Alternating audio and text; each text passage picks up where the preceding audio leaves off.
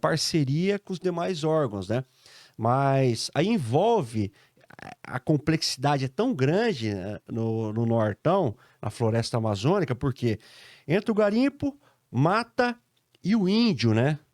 E a gente se deparava com situações onde, eventualmente, o próprio índio estava envolvido com os crimes que eram cometidos dentro da terra indígena, por exemplo, na extração ilegal de madeira e no garimpo ilegal, né? Onde ele meio que arrendava, cobrava uma espécie de royalties das pessoas que exploravam lá. Então, é uma engrenagem criminosa muito complexa.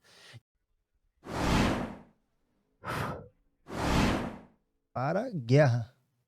Agora, numa situação policial, tem condições de você chegar disparando? Se você der mais de 4 tiros, você já pode responder por excesso. 2 Então, tiros, 3 tiros, 4 tiros. Tô elocumbrando aqui, não é técnico isso, né? Mas de forma grosseira, se você exagerar nos tiros, já responde, Pedro, por excesso, né? Culposo em relação à legítima defesa mesmo. Mesmo em legítima defesa, você cometer excesso atirando demais. Então, né, é perfeito o que você falou. São situações distintas, né? de acordo com as missões. A gente, por exemplo, a gente tem dentro de uma esquadra de tiro a função de um atirador, que é o cara que porta uma arma automática, né, que é justamente para dar volume de fogos, Aham. né? Então ele tá ou com a mini ou com a mag para dar o máximo de disparos possíveis para a gente poder ou neutralizar aquele inimigo, né, ou abater o inimigo de uma vez. É. Então é basicamente isso. Já volto a dizer, já na polícia, se tiver um cara com a mini ou Nossa a Senhora. mag, Então é perfeita essa tua colocação, porque resolve isso, né? Falar quem tá certo, quem tá errado. Ninguém tá certo, ninguém tá errado. Aplica-se da melhor maneira possível, de acordo com que as suas necessidades, né? O seu objetivo. Então é tranquilo em relação a isso aí. É legal. E na Polícia Federal, cara, eu tenho eu imagino, cara, que a gente nada se cria, tudo se copia, né? Uhum. Eu vejo pelos cursos táticos que a gente tem nas polícias aí. Aí você vê os caras falando a mesma gíria lá do Capitão Nascimento, do BOPE lá, pede pra sair, não sei o quê, a mesma pegada e tal. Então, tudo pode contribuir, né? E somar em relação às técnicas, né? Nada é totalmente avesso, né? A uma situação e outra, né? Dentro da área militar e da área policial. Então, se complementam, né? Isso é legal, né? O que é bom, o que é possível de se utilizar, a gente complementa dentro das doutrinas policial e militar, né? Verdade, verdade. É, ali durante sua carreira, você já participou de diversas missões, né? Acredito eu, como delegado da Polícia Federal.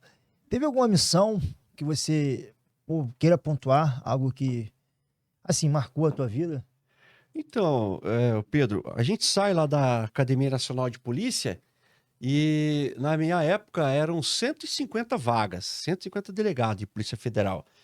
E aí você sai de lá, o que vai definir a sua lotação é só a nota lá Uhum. da Academia Nacional de Polícia. E eu, burrão, cara, fiquei lá na Rabada, né? E fui parar lá em Cáceres, no Mato Grosso, fronteira com a Bolívia. Fiquei 5 anos lotado lá, Pedro. Pra mim, aí, outro passo, né? A gente fala, puta, ralei pra caramba e tal. Se traz essa característica de ter sido ruim. Mas não foi ruim. Foi outra escola, outro período na minha vida, onde eu pude trabalhar lá no Nortão. Lá é escola, é diferente do Sul, né, cara? Fronteira com a Bolívia, né? Tráfico de drogas, avião, mula, atravessando aquela fronteira gigantesca lá, de Cáceres e a região com a Bolívia. Então, era muito interessante, né, a nossa atuação. O Nortão é como se fosse um outro país, ô Pedro, um outro Brasil, cara. A floresta amazônica, né? Então a gente tinha muitos crimes lá relacionados à madeira, garimpo ilegal, cara. Eu nunca fui em tanto garimpo como eu fui na época que eu estive lá no Mato Grosso, né? Tinha lá em Pontes de Lacerda, foi um dos maiores garimpos que eu já fui, garimpo Serra da Borda, Serra do Caldeirão, que parecia uma cidade, Pedro. O pessoal tinha mercado, lanchonete, casa de prostituição, tinha tudo dentro do garimpo, cara. Era uma cidade. E eu lembro que a gente fez umas 2 ou 3 desintrusões, né, daquela terra lá. Juntava a Polícia Militar, Civil, Exército, Federal, todos os órgãos e agências para fazer a desintrusão. E era muito legal aquele trabalho, assim, era bem operacional.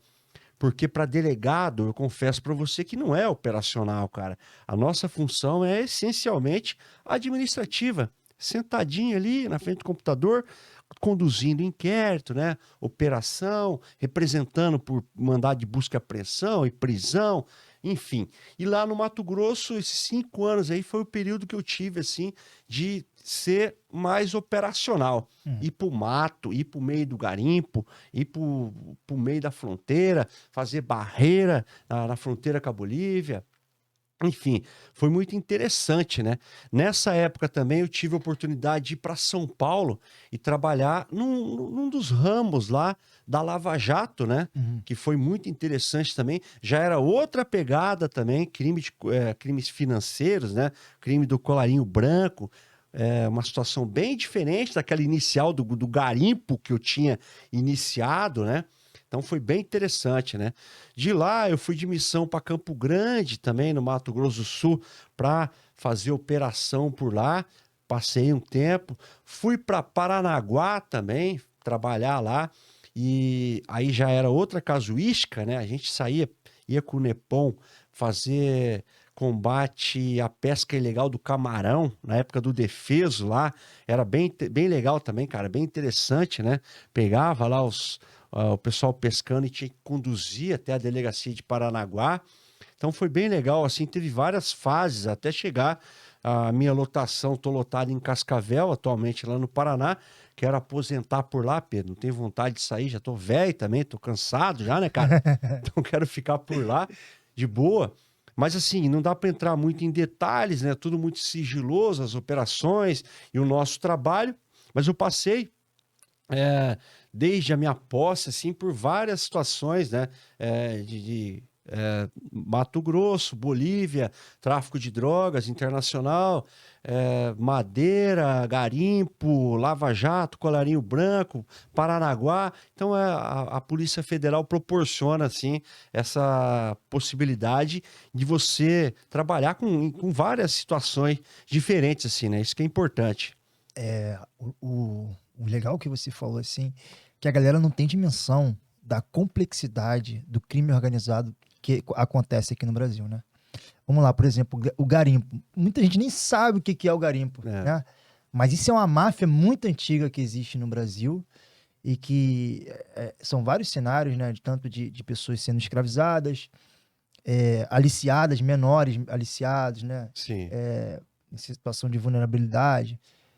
Diversos tipos de crime que acontece por causa do garimpo, né? Sim. Ali, né? Eles montam cidades ali dentro, sem contar a parte das tribos indígenas também, que estão lotadas ali naquele métier também ali. Exato. Então é complicadíssimo, cara. Então, lá no norte, cara, a casuística é geralmente voltada a essa pegada que você falou. Envolve a questão da Mata Atlântica, extração ilegal da madeira, né? A extração do subsolo, do mineral, né? O subsolo é da União. Você extrair o ouro de lá é competência da Justiça Federal e atribuição da Polícia Federal, porque o subsolo não é seu, cara, é da União. É por isso que o garimpo ilegal é combatido pela Polícia Federal em assim, parceria com os demais órgãos, né? Mas aí envolve a complexidade é tão grande, né, no Nortão, na floresta amazônica, porque entre o garimpo, mata e o índio, né? E a gente se deparava com situações onde, eventualmente, o próprio índio estava envolvido com os crimes que eram cometidos dentro da terra indígena, por exemplo, na extração ilegal de madeira e no garimpo ilegal, né? Onde ele meio que arrendava, cobrava uma espécie de royalties das pessoas que exploravam lá. Então, é uma engrenagem criminosa muito complexa. E aí vem, né, geralmente pessoas do Nordeste, eu não sei por quê, mas eu me deparava com, nos garimpos nordestinos, né? Uhum. Eu não sei se eles tinham um know-how para fazer aquela exploração, ou era a necessidade que fazia eles migrar para lá, ou falava de um para o outro e acabava vindo todo mundo. Mas, enfim, tem algumas características assim, bem interessantes, né? Quando você se depara com o Nortão e os crimes que lá são cometidos, o garimpo propriamente dito. Cara, eles construíam mercados dentro do garimpo. Restaurante entre aspas, né? Mas uma lanchonete e tal. Levavam mulheres e eles fazem uns buracos, cara. Lá, cada buraco tem um dono do garimpo. Um buraco é onde eles vão lá extraindo o ouro lá de dentro. Eles levavam as mulheres para dentro daqueles buracos, cara. Era uma loucura. É, coisa que inimaginável, né? Só você vendo assim para acreditar e entender como funciona. É complicado.